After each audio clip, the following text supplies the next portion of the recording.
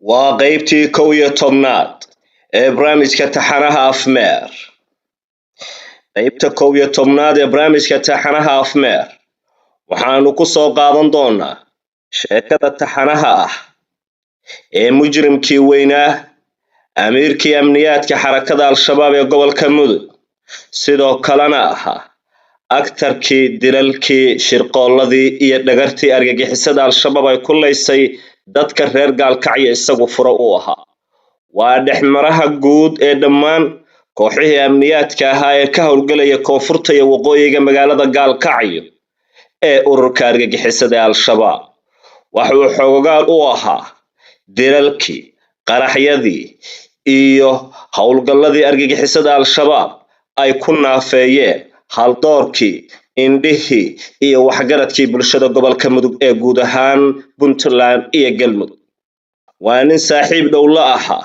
madaxdii ugu sarreysay argagixisada al-shabaab ee gobolka mudug laga soo bilaabo ilaa xilligii ururka argagixisada al-shabaab la aasaasay sanadii 2007 waxa uu qaybtan uga warrami doonaa waayihiisii xagjirnimo iyo xilligii uu ku soo biiray argagixisada al-shabaab sidii uu ku yimid gaalkacyo qaabkii uu dadka reer gaalkacyo ku dhex galay shaqooyinkii uu qabtay iyo sidoo kale waayo aragnimadiisa argagixisada al-shabaab oo ay kow ka tahay habka uu u tashkiilin jiray dhalintii reer gaalkacyo waxaa la oran karaa jeeri waxa uu xogogaal u ahaa ama uu garabkiisa taagnaa qof walba oo gaalkacyo lagu dilo maantay dhulka ayuu ka hooseeyaa waxaana rajaynayaa ilaahay idankiisa in cadaabtii alle uu ku jiro waa mujrim weyn oo ka been sheegay diinta islaamka waxa uu wadada uu ka habaabiyay dhalinyaro badan oo Soomaaliyeed waxa uu gacantooda ku sababay inay ku dilaan dadkoodii Soomaaliyeed gaar ahaan deegaankii iyagoo ay ka soo jeedaan inkaar iyo cuquba kama horreyn jeeri balse fadliga ilaahay waxay ku ahaatay in maantay xukuumadda madaxweyne Siciid Cabdullaahi Dani isaga iyo intii la saaxiib ahaa ee howlgallada la fulin jiray amarada siin jiray dilalka u fulin jiray maanta in xukuumadda Siciid Cabdullaahi Dani waa madaxweynaha dowladda Puntland oo xukun dil ah ku fuliyay caska magaalada gaalkacyo khibrada falanqaysa amniga iyo siyaasadda Soomaaliya waxay aaminsan yihiin haddii madaxweynaha Puntland Siciid Cabdullaahi Dani oo iminkana ah musharax u tartamaya xilka madaxweynaha Soomaaliya uusan xilligan ama teeramkan uusan ku soo beegmeen jagada hogaaminta Puntland in magaalada gaalkacyo ay si toos ah ula wareegi lahaayeen argagixisada al-shabaab marka laga tusaale qaato awoodda ay ku leeyihiin dhanka amniga gobolka mudug cabsida ay bulshada ku beereen iyo sida ay dilalka uga fulinayaan har iyo habeen magaalada gaalkacyo Siciid Cabdullaahi Dani iminka waxa uu tartamaya hoggaanka ugu sarreeya dalka Soomaaliya waxaana qof walba oo Soomaaliya uu ka dharagsan yahay dhibaatada argagixisada al-shabaab iyo daacish ay ku hayaan guud ahaan Soomaaliya haba la kala darnaadee dhibka ugu badan ee iminka ay ku hayaan koonfurta iyo bartamaha Soomaaliya dad badan oo yaqaana tilmaamaha iyo sifooyinka madaxweyne Siciid Cabdullaahi Dani waxay aaminsan yihiin ama ay ku tilmaameen Siciid iyo argagixiso inaysan meel wada gali karin haddii uu ku guuleysto xilka dalka ugu sarreeya waa madaxweynaha Puntland Siciid Cabdullaahi Dani al-shabaab iyo daacish godkooda ayaa biyo ugu soo galay wariyaan idinku daalin aanu u soo laabana sheekadeennii Maxamed Axmed Cali Cawka Jeeri amiirkii amniyaadka al-shabaab ee gobolka mudug ugu horreyn waxa uu sheekada ku bilaabayaa taariikhdiisa nololeed halkii uu ku dhashay iyo bartii uga soo barbaaray al-shabaab isagoo ku kabi doona sidii uu ku yimid magaalada gaalkacyo bismillaahir rahmaanir rahiim anigoo ah magacayga Maxamed Axmed Cali Cawka Maxamed Axmed Cali Cawka waxaan ku dhashay degmada Cabdilcasiis 1988 waxaan ku soo koray degmada Muqdisho xaafadda Madiino 2006 baan waxaan ku biiray xarakada ururka muqaawamada baan ku biiray halkaas dagaalka waxaan kala galay ciidanka dawladda oo Cabdullaahi Yuusuf marka wixii ka dambeeyay waxaan soo aaday 2007 ku dhaawacmay isbitaal baa la geeyay 2006 bishii lixaad baa dagaal howlwadaag ka dhacay muqaawamada iyo ciidanka Cabdullaahi Yuusuf baan galay. waxaa dagaalka igu qalqaaliyay ugu dhaliyay oo galiyay nin la yiraahdo Abu Mus'ab oo markaa muqaawamada hogaamiye u ahaa. ninkaas marka dagaalka galiyay, dagaalkii waa sida ku galay, waa ku dhaawacmay, lugta xabad iga dhacday, ciidanka Cabdullaahi iga dhufteen. dhaawacii waa la qaaday Madiina la geeyay. istaan Madiina kadib waxaan tagay guriga eedaday la geeyay. markaan guriga eedaday tagay oo reestay 2007 dabayaaqadeedii waxaan ku soo laabtay Bakaariha. waxaan is aragnay ninkii odaga ahaa Abu Mus'ab. waxaan ku waa tagay, waxaan u socdaa Gaalkacyo iyo ciideedii. markaas wuxuu ugu yeeray waa yahay okay, warqad buu ii qoray nin jooga Gaalkacyo oo la yiraahdo Maxamed Xaashi Muumin oo Amiir Dayib la yiraahdo buu warqad igu soo qoray. ninkaas ku dajinaya Gaalkacyo markaa tagtid asaga la xiriiraysaa ugu yeeray. sidoo kale Gaalkacyo ku mid baan ninkii raadiyay hotel Cagar weyn ku soo degay. gabar baan watay, gabadha meesha la degay kadib ninkii baan raadiyay suuqa qudaarta baan isku aragnay. warqadii baan u dhiibay, wuxuu yiri 2 maalin kadib baan kulmaynaa. warqadii wuu soo akhristay, wuxuu ugu yiri warqadii miyaa garanaysaa wax ku qornaa? markaasaan ku irmay ama waxa ii soo dhiibay ninkii la Abu Mus'ab. inta arkay gaaray ninkii wax kulanteen muddo intee la yaqaan ninka la kulantay Gaalkacyo dhaqaatay ay kugu qaateen shid dabadeed markii ama soo qaaday ay ku kulantay bil baan nasiina qaatay kadib waan raadiyay. ninka ma garanayn ma ogtahay, laakiin magaciisa waan watay. dadka qudaarleyda aan weydiiyay waa la ii sheegay waxa miiskaas qudaartu leeyahay. ninkii baan helay, waa isku sheegay, waxaan ku yiri ninkaas baa warqadan iigu ka soo dhiibay. markii wuxuu ugu yiri waa yahay aduu 2 maalin kadib halkaan iigu imaw. sanadkee waa 1900 waxa weeye 2007 dabayaaqadeedii 2008 intaan la gaarin 2007 dabayaaqadeedii bishii waxaan jeclahay 8aad inay tahay aysan ku beegan tahay. ninkii baa sida ku kulanay. maalintaas u soo laabtay, wuxuu ugu yiri warqadii waan akhristay, fartiin adig ka socoto oo leeyo ka soo diriyay baa warqada ku qorneed in aniga adiga wada shaqeyn ee dhaxmarto. markaas waxaan ku yiri wada shaqeynta dhaxmar sameeyay anu nin nolol cusub iyo gabar wato halkan deegaan u soo doontay baa arrinta maxay afaaraha oo Idris. markaas ugu yiri dib ma lahaane, waxaan rabaa u yiri waxaan u baahanahay in aad magaalada ku kala tuso marka hore aan ku dajiyo. أقول مقالة كل هالكلام يا دولة مكانية سفر كلوا هنا قبل بنوتي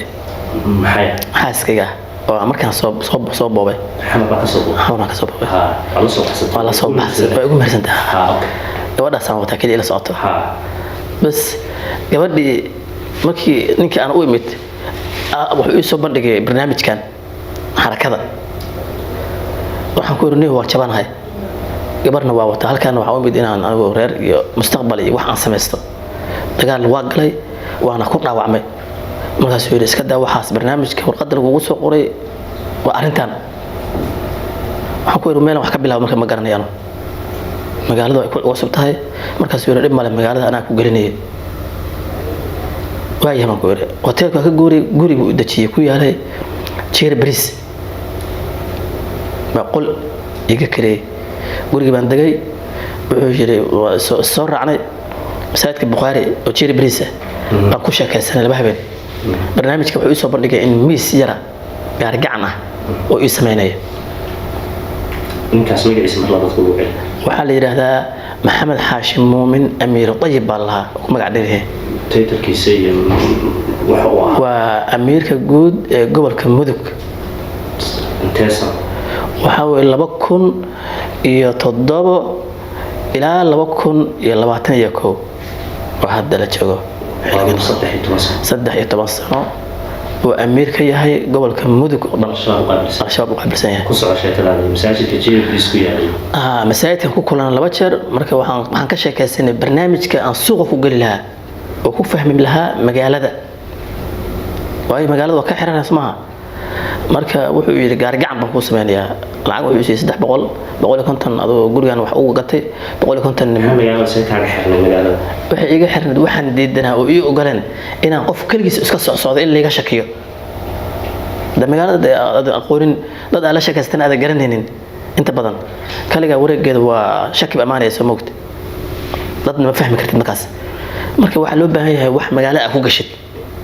business wareego uu sameeyay gaargacan wuxuu isaan xogaa bagaash ah sagaar iyo xogaa taraq iyo janta qaraxada iyo wax noocaas nacnac shukulaatooyin iyo gaargacankiisa iska wataa marka hadda meel dadka bulshada ay ku badan yihiin soo dhigtaa waa isfahan marka suuqa riigada iyo alfadl meelaheeda iyo baan dhigan jiray halkaas marka wuxuu waxa bilaabaysaa tashkiilin wax la yiraahdo dadka waxa uu sheegay dadka inta ka isfahantaan ba waxaad u sharaxaysaa qofka dadka waxaad xulanaysaa xagga noloshooda ay ku adag tahay waxa uu sheegaysaa wax dhaqaale ah in howlna ay qabanayaan laakiin dhaqaalana la siinayo dadka noocaas ah xulaysa uu yiri sidii waan ka qaatay waxaan isbaranay nin yiraahdo Ibrahim Sido bariga isku barnay sagaarkii nacnac gadan jiray waa sheekaysanay marka dama barnaamijkan u bandhigay waxaan ku yiri kaluu sababta ah meeshaan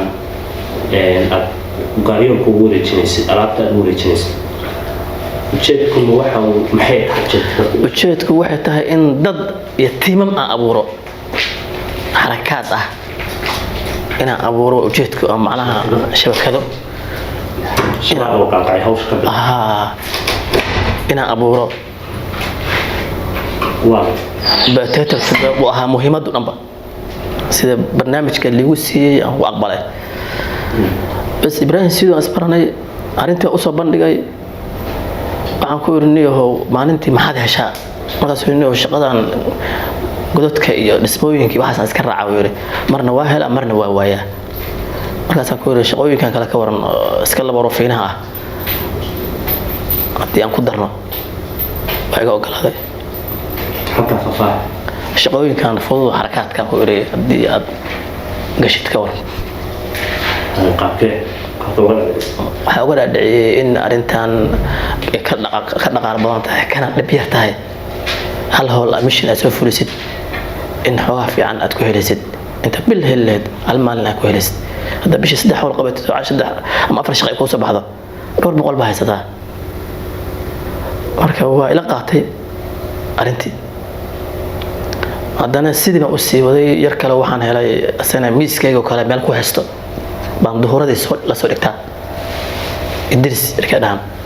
la soo dhigtaa waa iskala sheekaystaa meeshan oo waxa weeye hadda laga sameeyay madaxtooyada ka soo horjeedkeeda uu la fariisan jiray miiskay ka weyn buu wadan jiray marka ma soo socon jirna asaga anaa wareego marka ku soo baakid marka xogaa soo daalaba harsi ahaan doorkii aan la sheekaystaa markii dadka kala raaxan marka sidii baa marka asana casharka uu sharaxay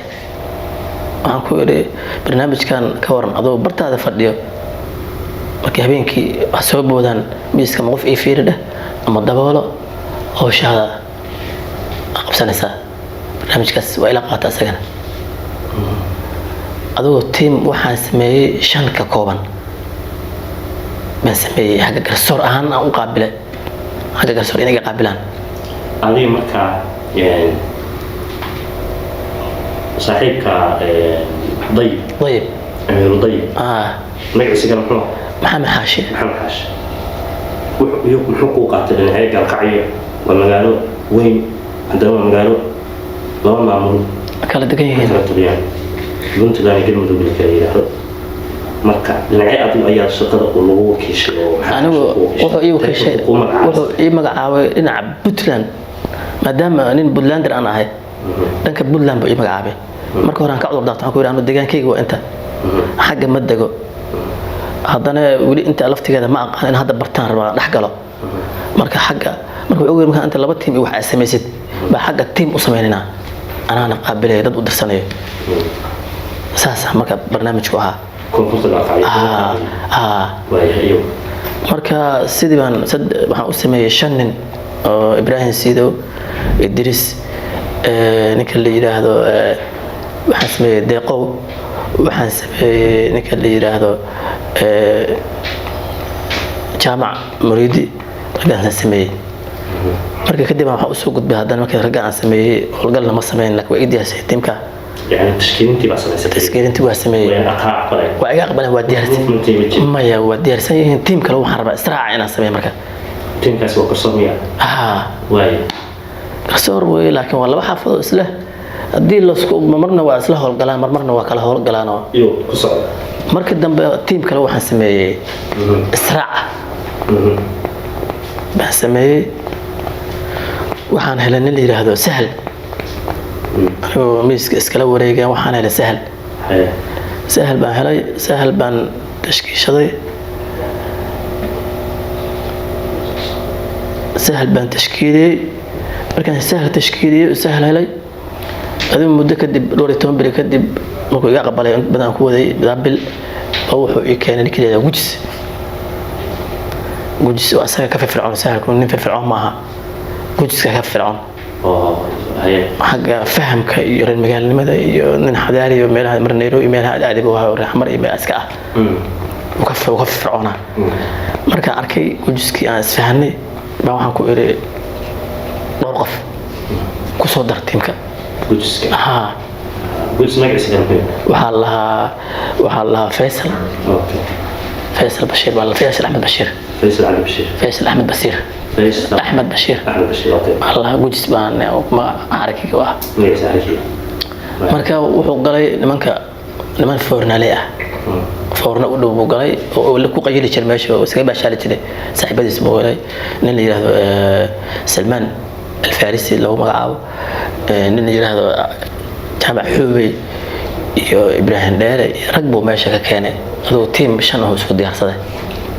oo israac qaabilsan ebil waxay ahaayeen sahal iyo gujis saddex kale ku soo daray oo teamka ah bas labada team baan diyaariyay marka labada shabakad diyaariyay anoo markii hore isoo sharaxay practical in la qaadayna uu ii sheegay dadka qaarkood sida gujis oo kale waa la diray waxa loo diray meesha la yiraahdo ceelasha tiimka qof baa laga qaadayaa oo ninka waxa laga qaadayaa team leader kale yiraahdo teamka xukumo si hadhow asaga casharada uu siiyo inta Ameerika laga helay adoo gujis baan ka qaadnay teamka kalena waxaan ka qaadnay Ibrahim Sido labada team saas oo kala baxeen xagee markii kala aaday team gujis wuxuu aaday waxa loo diray ceelasha teamka Ibrahim Sidoona waxa loo diray asagoo u baxay meesha la yiraahdo Buule Burti بس إبراهيم سيد الله ده مسك معاه هذا دور بلود الحليب بلود وإحنا عايز مقنعين ما بعضهم مقنعين ما كسر نقدين تو بردي واحد براتيكال بسوقاتين عشرة بدي بدك وصل نقدين وشرحين أرضي دي رجلنا أيها هرمودها هركعية مكي برنامج مش اللي سمعناه بريه وهرسي بتاع أمريكا كان المجعبين مشين ك تيم ك نك كابلين تيم هو بحق أمرك الله سينيا marka amarka la siiyo buu asaga wuxuu sameeynaa marka wuxuu ku xisanayaa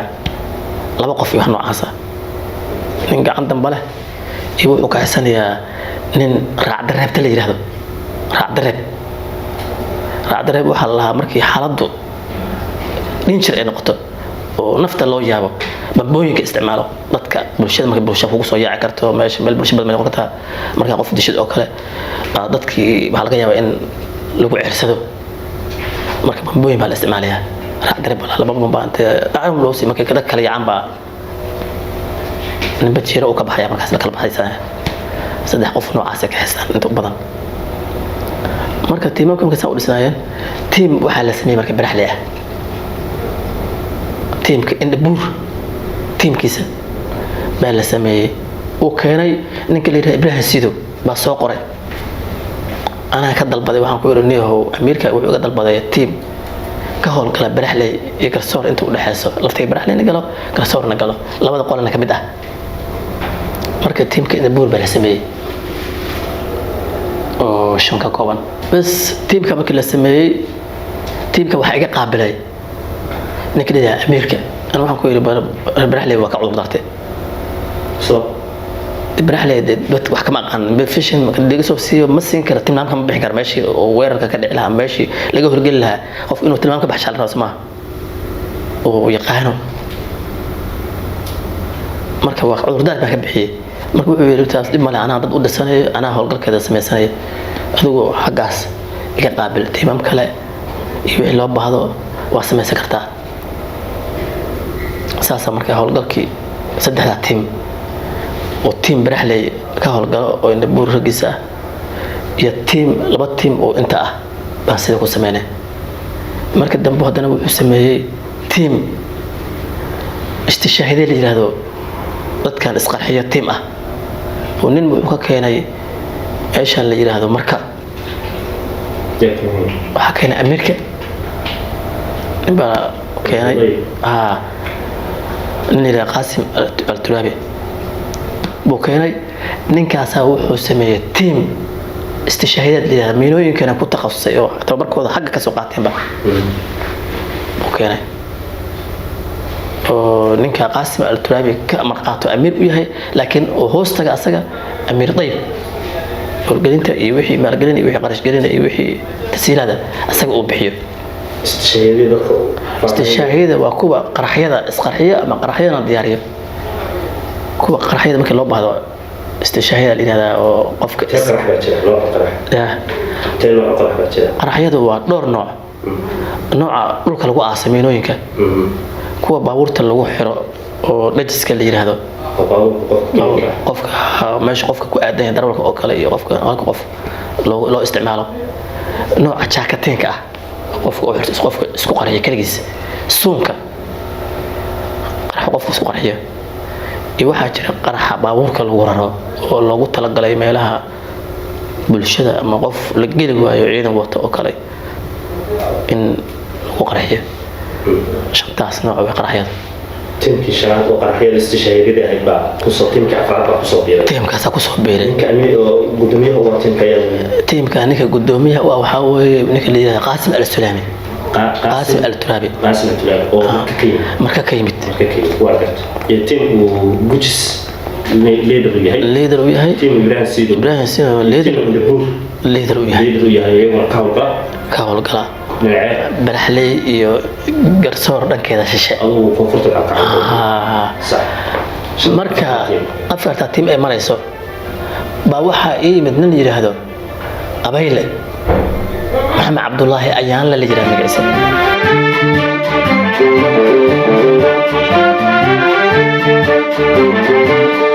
dadweynaheennaan baraaruge isbiirsadeen samaha ugu baaqdayeen barwaaqa diigsanaya